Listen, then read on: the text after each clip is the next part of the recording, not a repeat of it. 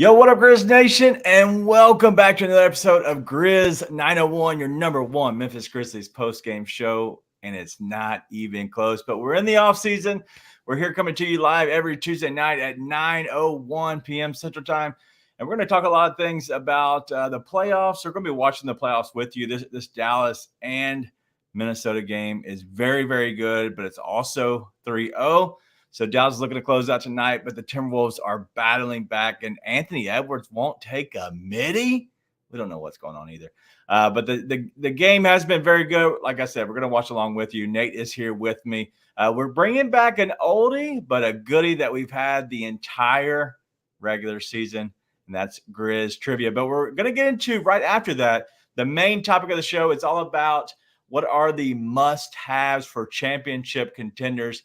And I have some very good stats. Look, lots of stats. And so we're going to have a lot of stats. So we're going to go over. We're also going to give you our must-haves, whether it's the big guy, if it's a playmaker, the three ball, whatever we're looking at. We want to try to figure out what this Grizzlies team needs for this next season to actually be a legit championship contender. But listen, that's all I got. You don't want to hear any more of me. Let's go ahead and get into Nate.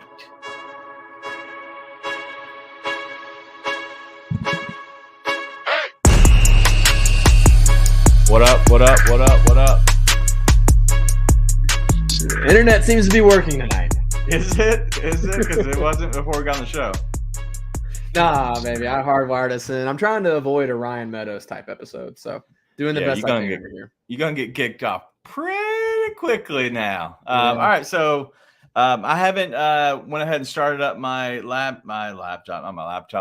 kid's iPad. But I'm going to start it up right now. We're going to kind of look through the game and watch the game live. But are you watching the game right now? Mm-hmm. All right, what's the score?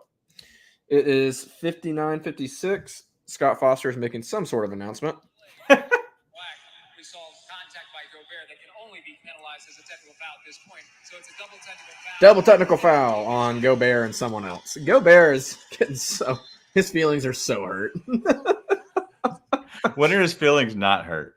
I don't know. They are especially hurt, he is getting cooked for all the wrong reasons, which there are right reasons, but he's getting cooked for the wrong ones.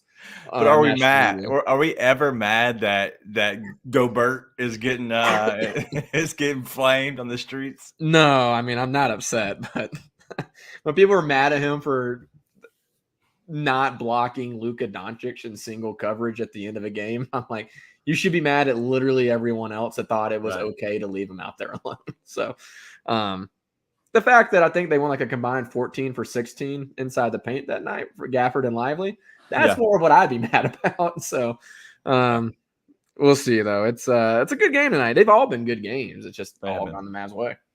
Old Sassy Cat's getting looks like he just scored. So look, the game is 58-59 Dallas. What was the cat reference that they put on ESPN? Bad Kitty? Bad Kitty. Dude, that is so funny. Like, that makes me, like, laugh inside. That's so wrong.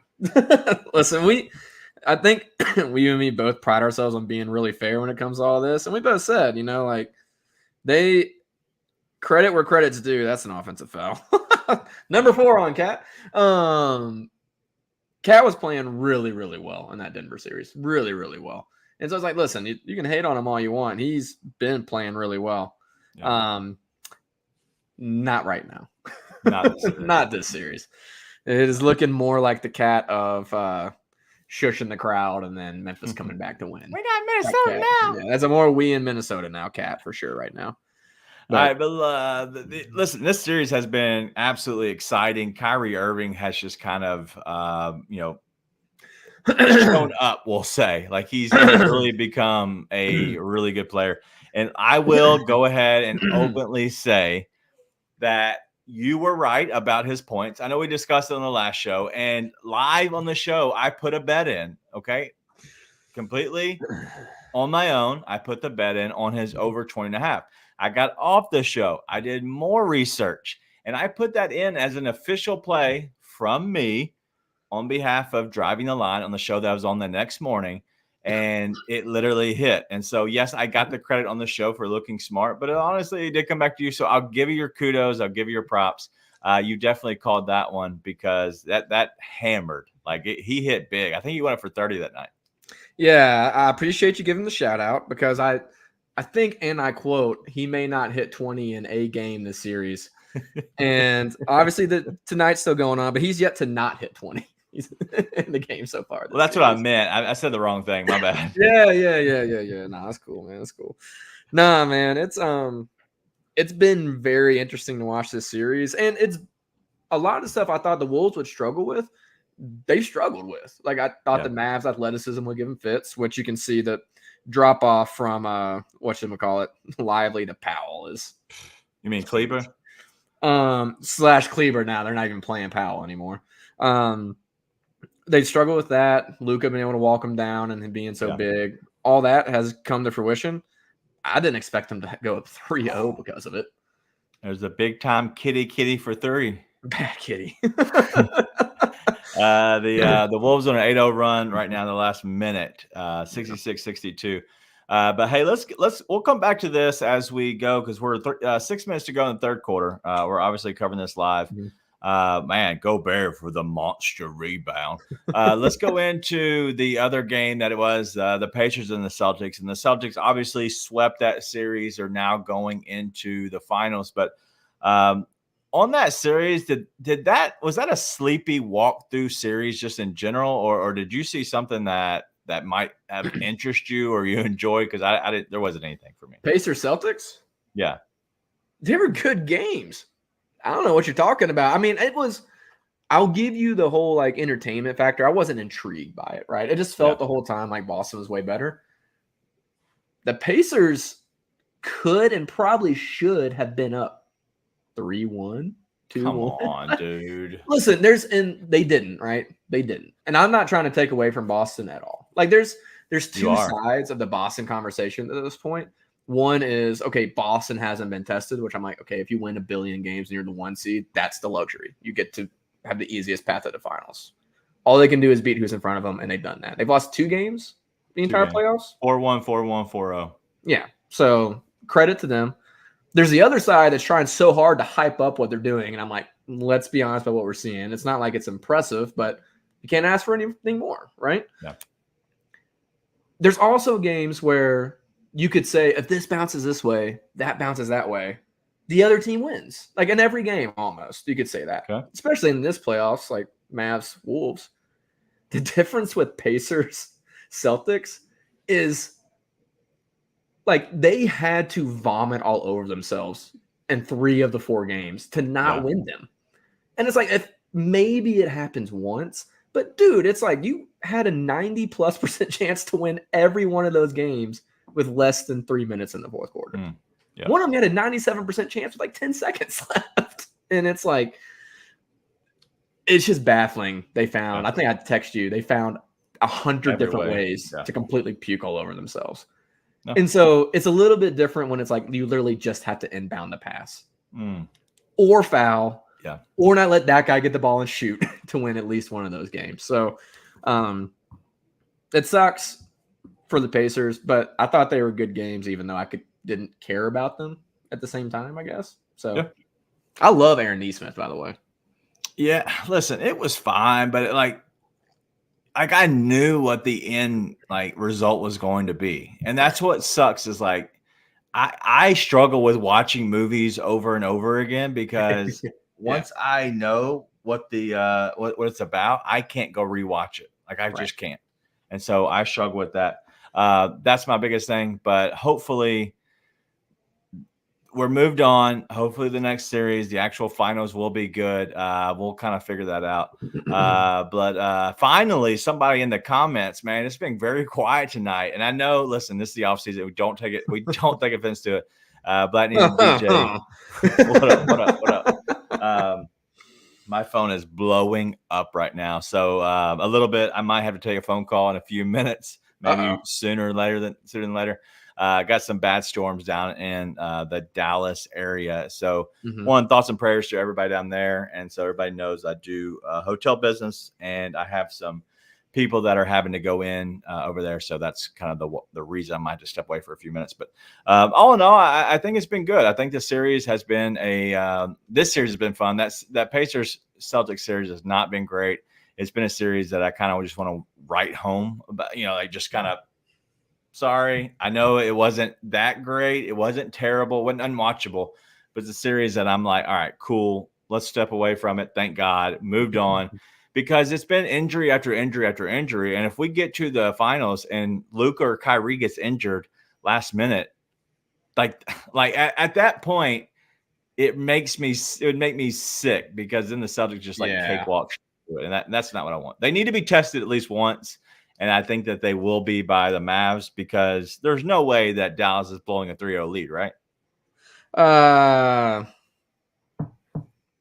Probably not. No way. The thing about the Pacers Celtics is, like you said, it always felt like a foregone conclusion the Celtics were advancing. Yeah. But again, the Pacers are 2 or 3 minutes of basketball away from being up 3-1, and that was not knowing the end of that. The problem, and this is probably what's unfair to the Pacers, I honestly didn't care who won that series. I felt like the Celtics made for a better finals matchup. I just was like, I don't really care if the Pacers win. I don't know. And that's probably not fair to them, but I just didn't, to be completely honest with you. But it's like weird. They're still one of those sort of boring teams. Yeah. Even though they have a bunch of young players that are pretty good. For sure. Blackney DJ saying the Pacers blew that series in game 3. When they had a chance to go for it. But the thing is, at what call? Halliburton wasn't coming back. He was done for that entire series, probably for the rest of the playoffs, more than likely, depending on how long that stretches out with a hamstring. But all in all, I wasn't too worried about it, but it was a series that I don't really care about too much. Nah. Nah. So let's kind of move on past that, and we'll kind of look at the real series, what could be upcoming, and that's going to be probably the Mavs. Knock on wood. That I would say. Honestly, you know what? Not knock on wood. We'll have another show before that happens again, if they do go to Game 7. Yeah, I believe. So we'll have a chance to talk about that and preview that series. But more than likely, it's going to be the Mavs and it's going to be Boston. Does the back and forth between those two teams, how does that look? Because we're talking about the Celtics, right? They obviously have something against Kyrie. Kyrie didn't love his time there. Porzingis was down in Dallas, and so he obviously doesn't, love his time there, maybe with Luka. And, there's obviously the Kyrie Irving, and we know Xavier Tillman. They had an issue back in the day. I'm not exactly sure. X isn't even playing. He's a non-factor. But does that spice it up enough for you to say, all right, even though it's the finals, it's even better because of that? I'm very excited for the final series. I think it'll be good. I don't care about any of that. Like everybody in the stands will care about that, and no one on the court will care about that. Okay. There's a chance Kyrie gets into it with a fan, which I think would be good for us, because then we get to see game 1 of this series, Kyrie. Yeah. Some Boston fan will start chirping Kyrie and then immediately realize that's a mistake. So that could be fun. Luka already is headhunting for somebody in the crowd every game. I think it'll be a lot more fanfare than it will be anything on the court. So my hope is that some Boston fan starts chirping at Kyrie, and then you get Luka and Kyrie both wanting to just ruin the lives of everyone in Boston. So that'll be a good time. More than that, I'm looking forward to the actual basketball. Boston is overall more talented than either one of these teams, I would say. At the same time, I worry about them if Porzingis isn't playing again. I think he's playing. He could have played tonight, from my understanding. They said he could have came back tonight if this was his timeline, is possibly returning. He has another 7 days, 10 days, whatever it is. Right. I think from my understanding, they have said that he is going to be healthy for game 1, unless he has a setback along the way. Well, I think that it's good for both teams to be able to heal up. I think that's better for basketball, that you have both teams mostly healthy at that point. Yeah. Gives Luka time to get healthy, Porzingis obviously, and then Lively. And I think Lively is the kind of guy who, just like he's a problem for the Wolves, will be a problem for Boston unless they're able to sort of play him off the floor. Yeah. Dude, Lively has been amazing. He's been awesome. Amazing. He's been crazy. Every game. So for everybody, though, behind the scenes, I message Daniel every game talking about how if the Mavs role players just would do anything, like if PJ Washington would hit A3, life could be really good for the Mavs, which he did just hit A3 for them. Yeah. So that's nice. But the only role player I haven't completely pissed all over is Derek Lively. You did. You tried to early on in the series. I did. I was like sitting there, like, is speeding him up. And I do think he looked a little sped up game one. Yeah. But then I looked and I was like, he's also doing all kinds of stuff. And he's like completely contributing. And then from game one on, has not been sped up at all. Has looked fantastic. So it's been, I'm telling you, if they could just like get somebody to make a corner three, that'd be fantastic. Yeah. All right. Last thing, as Black DJ says, you know, Eastern Conference Finals or the playoffs, it has been boring in general. But my wish and his wish as well is to see Boston against a fully healthy team. Whatever team it is, Mavs, whatever, Timberwolves, I don't care. Either way. One way or the other. They're getting that. Yeah. Whoever, let's say if Minnesota was able to come back and win this series, whoever wins this series highly determines who I want to win the next one. I will say that. All right, listen, I don't need to take a break. I think I've got everything figured out. Let's go ahead and yeah, you know what? Let me take a quick break. Let me see if I can handle this real quick, and then we'll be back here in like 2 minutes. Do it to it, Lars. An anonymous NBA team member says that having the number one pick in this year's draft is like essentially drafting Tobias Harris. Wow. Which we've both talked about Tobias Harris. I like him as a player. Man, that's kind of harsh. But I understand what he's saying. You don't want Tobias Harris as the number one pick in the draft. Because you look at him and you see what can be. It's just like, just need it all. Can we get it all the time? I just want to see that more. You're talking about some people with some low numbers as being high draft picks. I mean, the draft is just a lot different than what I'm accustomed to. Like, you guys that are going to be averaging 11 points, some guys averaging 9 points. You know, these guys are your top 5 draft picks for the NBA draft. I don't know, but good luck to them. Yes. Dreams will come true. Well, we will welcome them into the NBA with open arms, especially if we can pronounce the last name. Tune in to the Night Court Podcast with your hosts, Rob Fisher and Brevin Knight, on the Bluff City Media YouTube channel.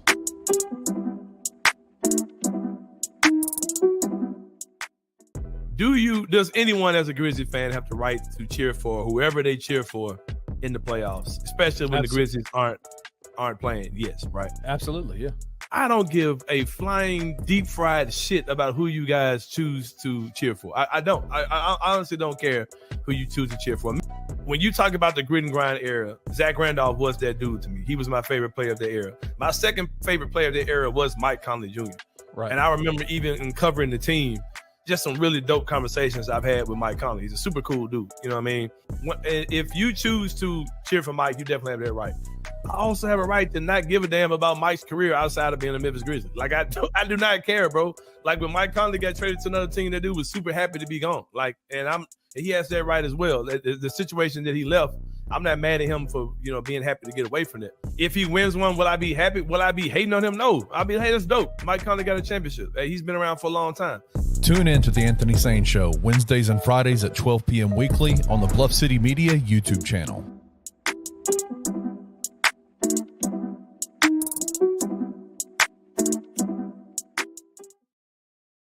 All right, we are back. This is Grizz 901. We are coming to you live during the off season. We have, our shows we're going to have here every Tuesday night, all the way through the end of July. So if you're staying with us, kind of throughout, we appreciate that. But we do have some specials coming up. We know that June the 18th, we're going to have a draft show completely. It's going to have either Chip or Ryan on there. So July 11th and 18th, we'll have either one of those guys. We're going to do something special the day prior to the draft, which is the 25th. The draft is on the 26th. So on Tuesday night, we're going to have our prediction episode. And I'm planning to have somebody different on. He might be in the comments that never before seen here on the Grizz 901, but he's definitely been in the comments. So we're going to meet and discuss all that. Hopefully we're going to have him on the day before the actual draft. And the reason is because the draft show that we're doing on that Wednesday is going to be so good. I am proud of what it's shaping up to be. And we're going to have Nate on or we're not. The rest of everything is figured out. The only thing that we don't know is if either Nate is going to be on the show or not. But it should be a good time. So, and the reason Nate could not be on the show is he's got a brand new baby. And so if you're muted, so you're not even talking to us. So for some reason, so some reason Nate's not on the show. That means he's with child. All right. Let's get into my favorite thing, your favorite thing, and that is very simple. It's Grizz Trivia.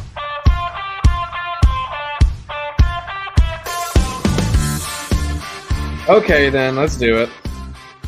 Why is that music doing that? I have no idea what you're talking about. Sounds great to me. It sounded bad to me. All right, so sorry,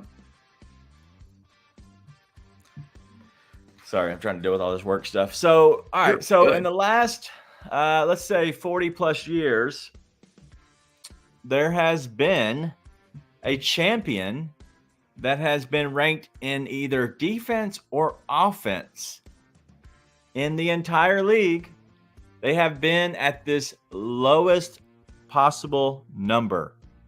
Do you know what they would be ranked in either offense or defense? They have to be this highly ranked in either offense or defense to have won a championship. So when you're ranking, let's just say the Grizzlies were like 15th in defense and then I don't know, 8th in offense or something like that.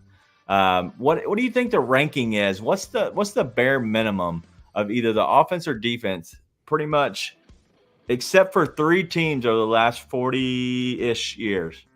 So I'm confused. You're saying this is what is the highest? Like they have to be at least this high. What's the floor? What's the floor? So they have to be in the top whatever of either offense or defense. NBA champion. I would say top 4.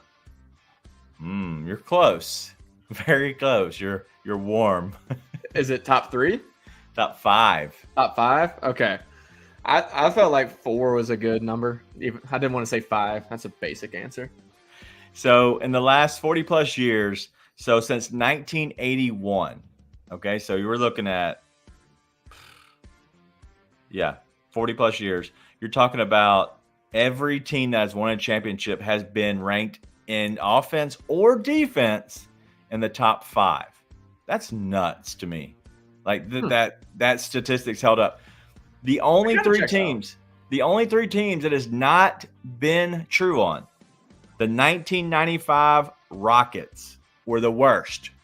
7th in offense, 12th in defense. So if you actually look at that, that's not that bad, right? Because 7th and 12th is the other one, the 2006 Heat were 7th in offense and 9th in defense. And then the Mavericks of 2011 was 8th in offense and 8th in defense. Until the playoffs. Then in the playoffs, Dirk I'm not sure he missed a shot. Yeah. All right. And so this year, the Boston Celtics and the Dallas Mavericks, I only got them. I didn't do the Timberwolves. I think they're still winning. What do you think Boston's ranked this year in offense and defense? Boston? I would say what are they? They're probably 1 in 3-point percentage. I'd say they're probably. They're what? 1 in what? 2 in offense? They're 3. 3 in offense? Sorry. First in offense. Oh, they're first in offense. Okay.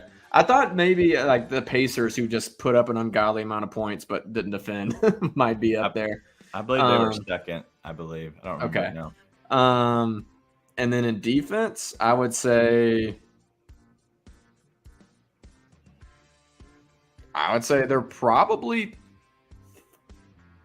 4 in defense. Second. Second. So you're talking about a team that is first or second. in the metrics. Unbelievable. That just means that they are defending the best and they're shooting the best. So either way, you're screwed. Yeah, well, and that's part of what we were talking about on the last show, which is like it feels like, and I know it's like technically, hey, their window might still be open, but it feels like if they're gonna do it, this is the year that's got to happen, right? Yeah.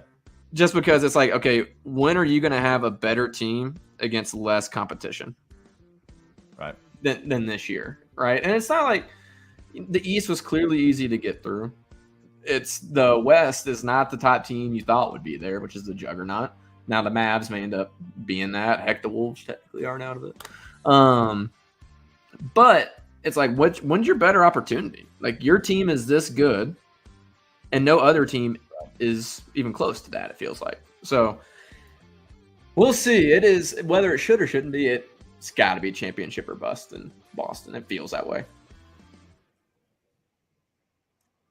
Yeah, for sure. I feel like I am freezing. I'm trying to look up this 2008, 2009 Orlando Magic number for the Black Ninja DJ. So if I'm freezing, I apologize. Anyway, so real quick, Dallas. Do you know what Dallas might be ranked in the regular season in these numbers? I would say they're top. I don't know. I'd say they're probably numbers 9 through 12 in offense, and I would say probably somewhere like 7 or 8 for defense. Wow. Okay. So you're opposite. Oh, really? That's what yeah, you're opposite. So they are 8th in offense and 18th in defense. Really? I wonder how that plays out. I wonder if it's like a per 100. Is that a per 100 number? No. That's surprising. Per game, the totals. Because they play so slow, I figured that they would just not have teams score very much. I guess I don't know. That's surprising. Yeah. And honestly, maybe it's because I've seen so many corner threes get missed every game, but I just assumed that they just win in low scoring, low hundreds type games. But I also forgot that the rules changed halfway through the season, so that's on me too. Mm. That Jaylen Brown, listen, it doesn't matter, but the Jaylen Brown non-flagrant foul call was ridiculous. The rules just changed middle of the season. It was absurd. Yeah.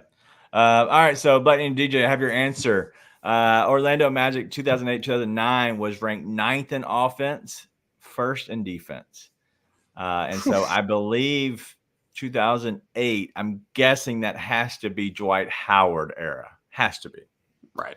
Who'd they drop that to? Probably the Spurs. Just always assume it's the Spurs. It's always assumed the Spurs are the ones who won the championship when in doubt. All right, so hey, let's keep going. Let's spin this to the Grizzlies now. Okay, so the last 5 seasons, Ja Morant and Taylor Jenkins have been together. They both came in the 2019-2020 season. Because they're together, they've been here. Obviously, their records are going to be exactly the same, right? Except for obviously one's played or possibly injured, and the coach is not. But if you had to just think, how many seasons of the 5 do you think the Grizzlies would have one of those categories, offense or defense, in a top 5 category? In the top 5? Either offense or defense out of the 5 seasons, how many times do you think they would be ranked top 5? I'd say 2, defensively 2. Okay, so you're wrong on defensively. Only 1 defensive team. Okay, that's surprising. 1 offensive team, and you're right, Black Ninja DJ. It has been 2. 1 offensive year, 1 defensive year. Okay, I'll take a half. I'll take a half answer there. So if you look at these numbers, under Taylor Jenkins, with Ja Morant, whatever you want to include, I'm using Taylor Jenkins because he's the coach. People want to put him in the hot seat, whatever. If you're looking at his buns, that's on you.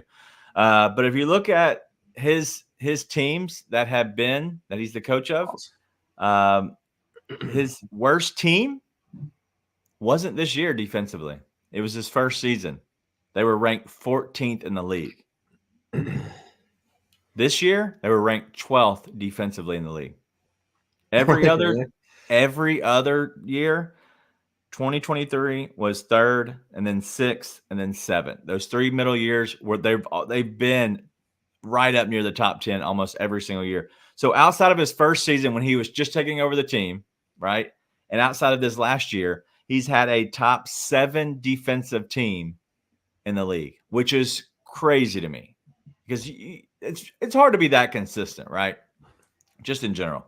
But then if you look at the offense, the Grizzlies were the 30th ranked offensive team this year. 30th, which obviously.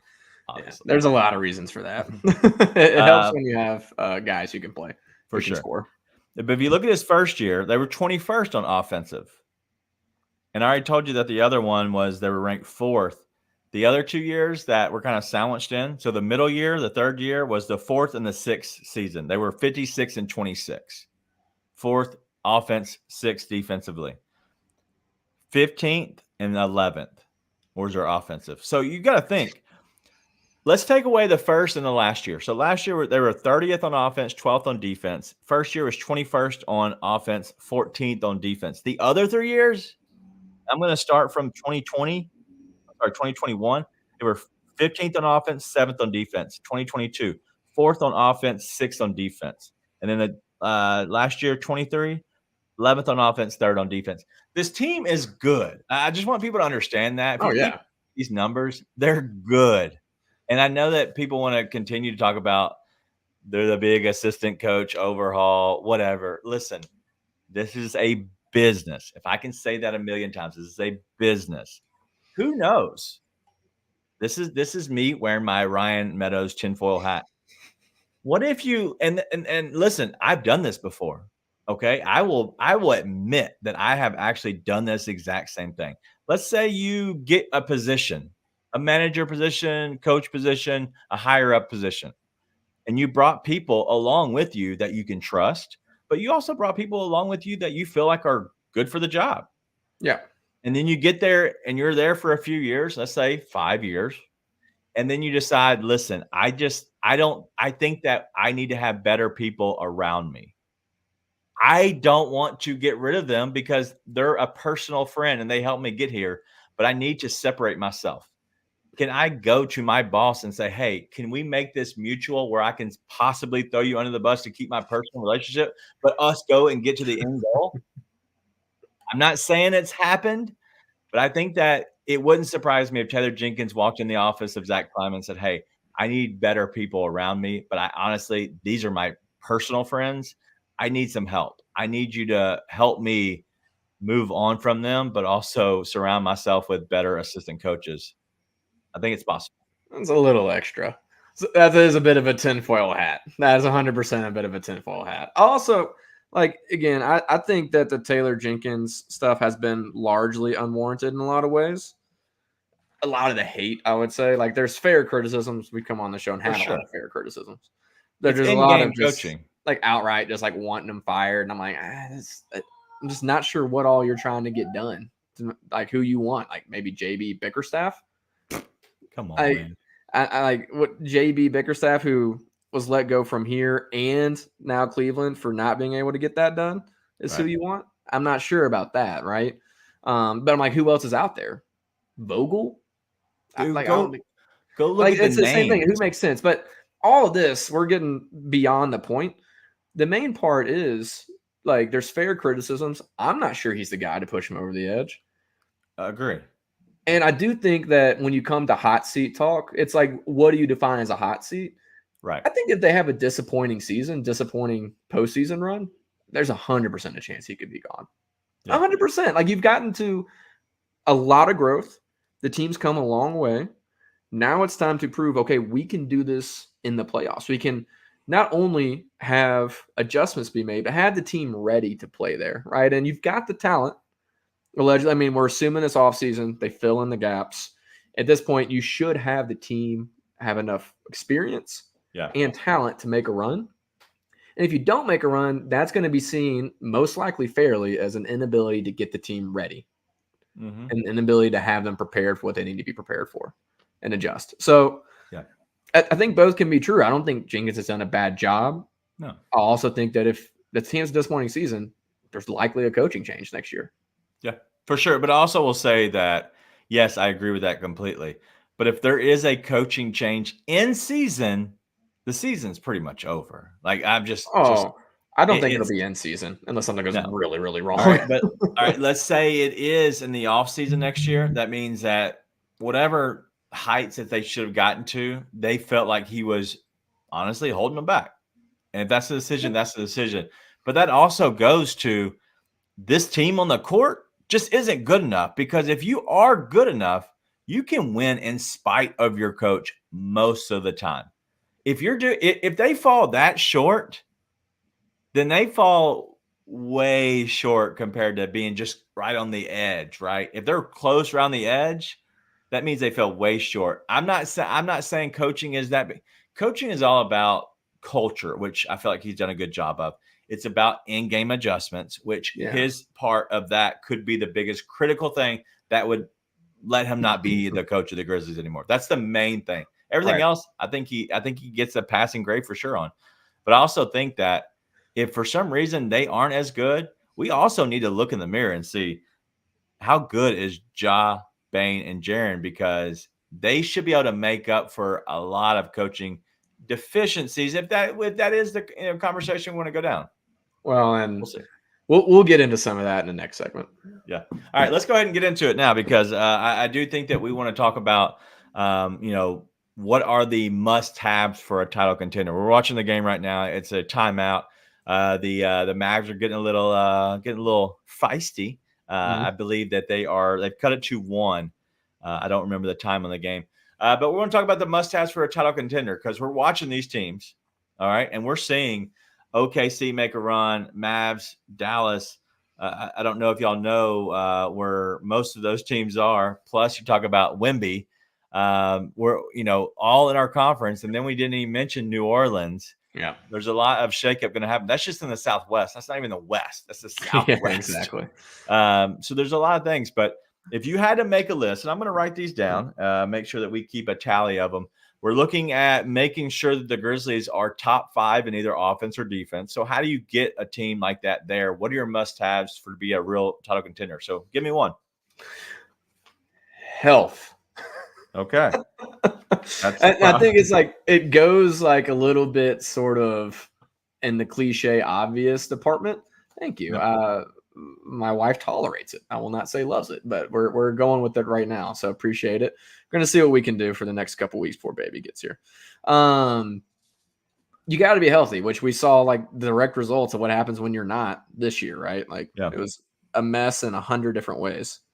So there you go. Number 1. I've got plenty more loaded for you. All right. Mine is going to be good kitty. No, I'm kidding. First off, bad kitty. Pause. Pause.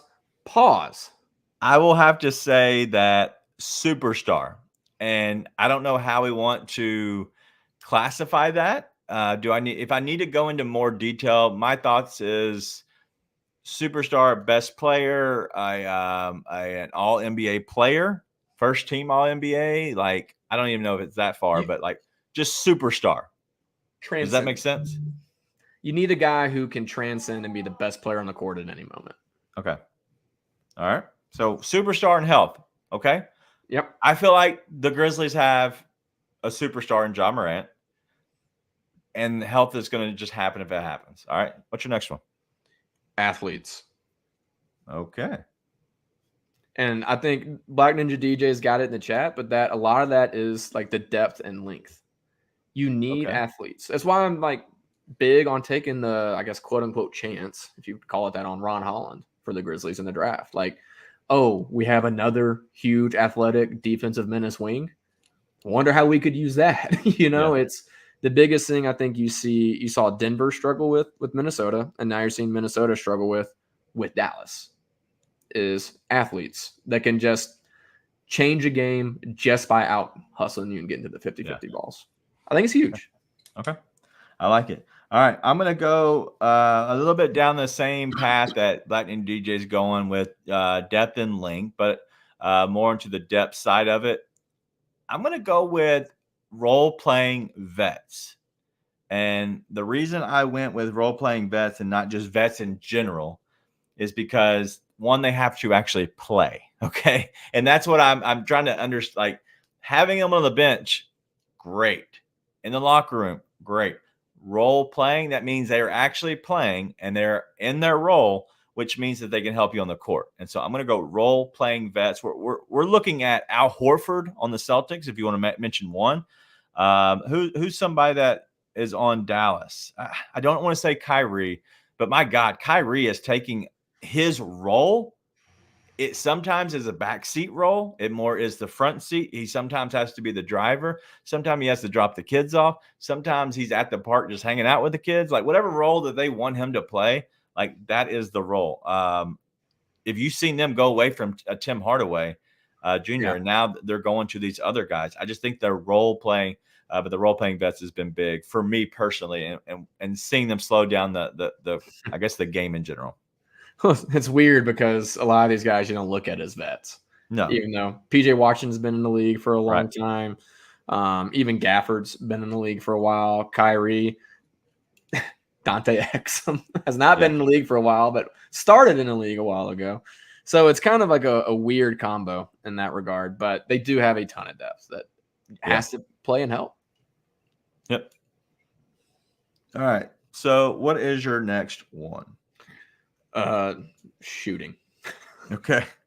Like, and I've seen a lot of stuff. I think it's fair. Like, it's like, hey, if you shooting the most threes and making the least, that's a problem in your scheme. You can't have that. And you can say you need to adjust and things like that 100%. At the same time, if you can't make shots in this league, you can't win. Just not going to hold up. I mean, I think being able to play inside out and work with all that stuff is huge. At the same time, you got to have guys to kick it out to. It's the biggest issue with PJ Washington right now is he keeps getting corner threes and missing them. Right. Like, that's a problem. And so, granted, Dallas seems to be winning anyways, but you got to have shooting, right? For sure. Update on the game: Minnesota 84, Dallas 83 with 7.5 to go. It's been a lot of back and forth, and finally a midi from Ant off the backboard. All right, so yours is shooting. I'm going to go with size. And the reason I'm going to go with size is because not in every series do you need size. But I do believe that you need to be versatile enough where when you need to have size, you have size, because I think we're seeing, with Minnesota, you don't want to load up on size completely. A big three right there from PJ Washington. You don't want to have all size, because then sometimes you can't play small ball. I do think you need to have size, such as somebody that you're coming off the bench, somebody that you can honestly lean on. And that's what we've seen with Derek Lively, but also Daniel Gafford is the Mavs went out and said, hey, we're going to go get some size. We need to beef up a little bit. They went and took a chance on a rookie, and they thought, you know what? He isn't going to help us, be able to play all postseason and be able to be the main guy that we can rely on. Let's go out and get Daniel Gafford. So I do think the Grizzlies need to make sure they have size. They do have some, but I think that's one of their biggest things in the offseason is to get some real size. That way they can kind of lean on it if need be. Yeah, and I'm not worried about them getting that. I think that goes, again, not just in the big spot, right? I think that goes to wings. Grizzlies have been a traditionally small team. You need big wings that can come and give guys like Luka and Kyrie trouble. As much trouble as those guys can have, right? I mean, you can only do so much, but you got to have some kind of disruptors in that. Yep. All right. So right now we have our must-haves for a championship contender. And honestly, think about it. Grizzlies, Celtics, Mavericks, you can even throw in the Timberwolves you want. Is there any of these teams that don't have this, right? So health, superstar, athletes, role-playing vets, shooting, size. I would say the Grizzlies don't have the health. They don't have the size this year, right? Mm-hmm. I think role-playing vets is a big one as well. I think they were lacking on that. I think so also. I think they need more vets. And I think shooting as well, because I think they were fine, but we didn't see their best version of themselves, so I don't want to knock them on that just yet. Right. Shooting is TBD. Because it's when you have Bane, I mean, as of right now, you have Kennard. Who else? Vince, Gigi. Yeah. Well, you just never know. Vince was asked to do a lot when his shooting dropped off. Correct. Like he was facilitating, defending the best player. Like he was doing a ton of stuff. So we'll see. Size is the biggest one of that. Yeah. They don't have the size right now on any position. No, I agree. All right. What else do you have? Anything that just sticks out? Because I'm kind of struggling to find more stuff. No, that's pretty much. I mean, if you want to get into what all those things give you, like now we're just going to start having overlap, like rebounding. That's why you want the size and length. Defense. Right. That's why you want the size and length. Shooting. Duh. It's like you really can't ask for much more. And the Grizzlies are set up to have a lot of that. Like the things that they lack, I think you and I would both say they are very close. Like it's very small moves to gain that for them. It's just making sure you hit on them, right? Yeah.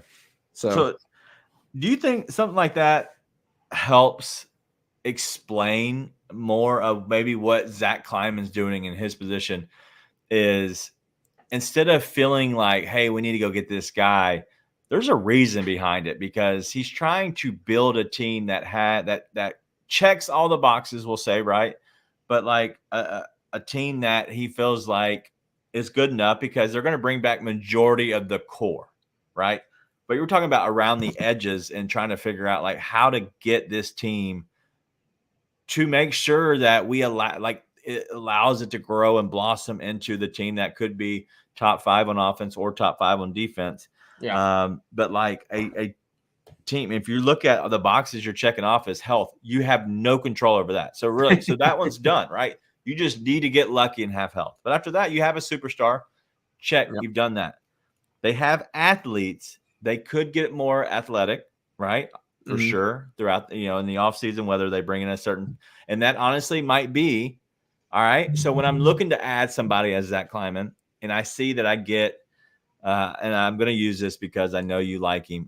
Who's the guy from Bobby Portis? So let's say we go get Bobby Portis, right? Yes. He's not an athlete, but he's a role-playing big, okay? And so now I know I'm going to go get Bobby Portis, or maybe I've already had talks to possibly go get him. I now in the draft, I can get more athletic. I can go get a Ron Holland, right? So now you're understanding now why I'm making the decisions I'm making. You might not know why, but I'm making them because I know what I have, the cards I'm being dealt. And then shooting, maybe we keep Luke, okay? But then we trade off a Marcus Smart and get some size and bring back a Jared Allen or bring back a sign and trade deal that brings back, whatever, a big, like a Isaiah Hartenstein, which is a pipe dream, right? Maybe that is the reason. And you're talking about moving a little bit and shape shifting a little bit just to adjust yourself and set yourself up for the future. I really do think that this helped me kind of sit down and explain it and understand it. But also, I think it might help other people understand what Zach Kleiman or any GM is really doing. Yeah. Yes to all of that. The only thing you said that I was like, I just don't see happening is I think they got to probably move Luke. Okay. He just, with the way that the rest of your team is built, you can't hide him defensively enough that he contributes for you consistently enough, in my opinion. I mean, if he gets on a heater, you need like a spot where you need a 3-point shooter, sure, but he just doesn't do enough outside of that. I agree. Now, again, maybe it's just because we saw him play all last year without the right guys around him, but I don't know. The best version of Luke's playing next to a guy like John Morant, who's a facilitator, and then you're hiding 2 guys on defense and just doesn't work, in my opinion. What guys do you think you have to hide on defense as the team is currently constructed? You obviously talked about Luke. What other guys do you think you have to hide? Luke, Ja. I mean, I think he's a great individual defender. Gigi still gets lost on team defense every once in a while, but I don't think you have to hide him necessarily. So that's probably not fair. Jitty, as much as he does all the little stuff, he's getting cooked one-on-one by basically everybody. And to that, I will say, I agree, but he's also taking on some of the best matchups. I think that's the issue. Sure. I think if he's not taking the best matchups and that's usually when he has to play because he has to do that. That's his role. So if you're getting cooked in your role, that's probably not the best idea. But I agree with you. He does get cooked. But I also think if he had to guard these other guys, I don't think it's much hiding. But I think in his role, he does get cooked some. And I think you have guys like Bane who are great team defenders, but he's not going to be good to be out there hiding anybody. Like it'll all break down when you have Ja next to Luke. It's really hard. Like somebody's gonna be open. Yeah. A lot of the time for the other team. And so if they're hitting shots, then that's just not gonna hold up unless Luke's hitting a ton of shots. Right. Yeah. It's like, is he gonna be enough of a plus for you on the offensive end to make up for the minus he is on the defensive end? And a lot of times he's just not. Yeah. You know? I think the great thing about that is you don't have to make a decision on him right now. And which is great. Like you literally could have him, you could pick up his team option. You could pick it up and then you go ahead big in and out by Luka. But a big three, a big player option you pick up from Luke. You pick up his player option or team option, and then you could do a sign and trade that way. And so there is possibly, a way to do it. But as Black and DJ saying is you need more players to be able to guard people like, Luka, SGA, et cetera. I like SGA. I think he's good. I think that team tapped out this year for sure. Like I think they hit their ceiling. I don't think Chet's that dude personally because he's in a spot. I think he can get bigger and I think he can get better. I don't know if I've seen it from Chet. And I think I said that during the series. I just didn't. I haven't seen it in the playoffs. But he is a rookie, right? He's still a rookie. So I had to give him, a little bit of I guess pump the brakes and slow down the recency bias. But yes, I think they hit their ceiling this year. I think the Grizzlies are way better than they will be if they were healthy. Well, and also just to be clear, jury's out on Chet. He's been literally 1 year of play, so we will see. True. He's probably a lot better than Jaren was his first year. So I guess I do need to pump the brakes for sure. Yeah, but I don't know. I'm not getting into that. Yeah, no. Anything else you got? Because listen, I don't want to go too much longer. I think it was fun to kind of just sit down and go through the details of it because that's kind of what we're doing for ourselves this summer. Just kind of going through some different exercises. No, it's fun, especially when I get to come back and be like, yeah, I was so right about this. So hey, go Mavs. All right, there's 4.5 minutes to go in the game, and we're talking about Minnesota's up 95-90, trying to steal one, send it back. So I would believe they would play on Thursday night. If they do win, they'd play in Minnesota. And then at that point, Minnesota could grab another one. But coming back to Dallas for game 6, that'd be a Saturday night. I think that they could figure out a way to end it. So listen, next time on the show, we're going to hit a complete preview for the finals. It will be the Celtics against either the Mavs or the Timberwolves. But we'll be able to have a full preview on that. And then June 11th and the 18th are going to be complete draft episodes. And then from there, you're talking about the 25th, which will be the day before the draft. It'll be a shorter show, but we're expected to have maybe a guest on to try to go through some of the details, some of the guys that he likes, but also what we're looking at for the Grizzlies. But honestly, we're going to be getting ready for what the Grizzlies are going to do. Yep. My last question. There's been so much talk about the Grizzlies this year and their pick, right? You've heard them just connect it to everybody. The Grizzlies usually don't let much out. How much of this is smokescreen? How much of this is real? What do you think? Do you think that they're actually like all this information is true? Because they've been connected to a lot of these bigs that you're hearing a lot more about the Grizzlies connected to, hey, they're wanting to trade their pick. Do you think this is actually smoke, or do you think like, hey, somebody's actually getting a real scoop this year? It feels like smoke. Feels like smoke. I mean, I don't know. Like there's like when everyone starts doing their off-season predictions, I'm like, a lot of things could happen. I don't think I actually know any of it until we get there because there's constantly things happening in the background none of us have insight to. That being said, just generally what the reports are and coupled with what the Grizzlies need feels like a smokescreen. Yeah. But listen, the one about the draft, them being available, I don't think that's smokescreen. I think that's, hey, hello, everybody. We are open for business. You're more than welcome to come and hit us up. But as Black and DJ saying, there's a lot of smoke and mirrors in the draft rumors for sure for the Grizzlies. So listen, I'm excited about everything that's going to happen. I want them to pick in the lottery. That's just my only thing. Because if not, I've already talked to Kenny. If they move out of the lottery, the draft show, we're going to dice it up. No more 4-hour shows for us? No, but we are going to do the full draft show, but it will only be for the lottery, okay? Unless the Grizzlies drop back to like 18th or 16th or something like that. But at that point, we'll discuss and see what we want to do.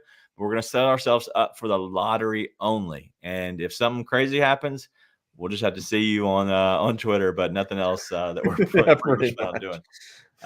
Last thing I will say before we get out of here is, where is the crew? I don't know.